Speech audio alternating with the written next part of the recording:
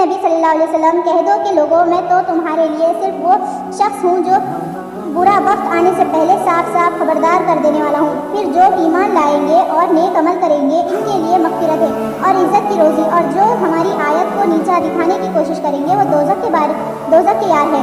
اور اے نبی صلی اللہ علیہ وسلم، تم سے پہلے ہم نے نہ کوئی رسول ایسا بھیجا ہے نہ نبی جس کے ہاتھ یہ معاملہ نہ پیش آیا ہو کہ جب اس نے تمنا کی شیطان اس کی تمنا میں خلل انداز ہو گیا۔ اس طرح جو کچھ بھی شیطان خلل اندازیاں کرتا ہے اللہ ان کو مٹا دیتا ہے اور اپنی آیات کو پختہ کر دیتا ہے۔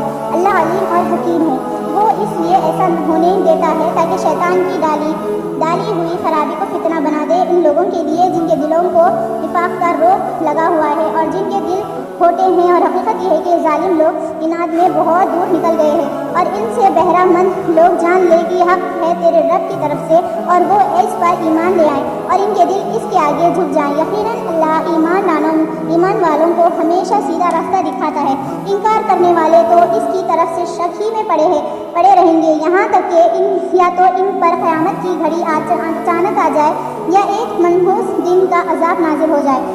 اس روز بادشاہی اللہ کی ہوگی اور وہ ان کے درمیان فیصلہ کر دے گا جو ایمان رکھنے والے اور عمل صالح کرنے والے ہوں گے۔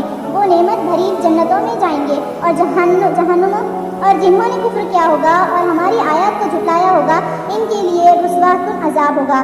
اور جن لوگوں نے اللہ کی راہ میں ہجرت کی پھر قتل کر دیے گئے یا مر گئے، اللہ ان کو اچھا رزق دے گا، یقیناً اللہ ہی بہتر رازق ہے۔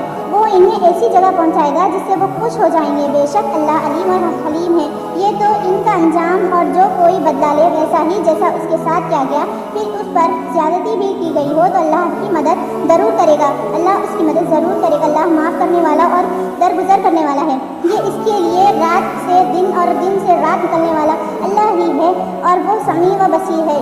یہ اس لیے کہ اللہ ہی حق ہے اور وہ سب باطل ہے جنہیں اللہ کو چھوڑ کر یہ لوگ پکارتے ہیں، اور اللہ ہی بالا دست اور بزرگ ہے۔ کیا تم دیکھتے نہیں ہو کہ اللہ آسمان سے پانی برساتا ہے، اس کی بدولت زمین میں سرسب ہو جاتی ہے؟ یہ حقیقت یہ ہے کہ وہ لطیف اور خبیر ہے، اسی کا ہے جو کچھ آسمانوں میں ہے اور جو کچھ زمین میں ہے، بے شک وہی غنی و حمید ہے۔ کیا تم دیکھتے نہیں ہو کہ اس نے وہ سب کچھ تمہارے لیے مسخر کر رکھا ہے جو زمین میں ہے، اور اسی نے کشتی کا فائدے کا پابند بنایا ہے کہ وہ اس کے حکم سے سمندر میں چلتی ہے، اور وہی آسمان کو اس طرح تھامے ہوئے ہیں کہ اس کے اذن کے بغیر وہ زمین پر نہیں کر سکتا۔ واقعی یہ ہے کہ اللہ لوگوں کے حق میں بڑا شفیق اور رحیم ہے۔ وہی ہے جس نے تمہاری زندگی بخشی ہے، وہی تم کو موت دیتا ہے اور وہی پھر تم کو زندہ کرے گا۔ یہ سچ یہ ہے کہ انسان بڑا ہی منکر حق ہے۔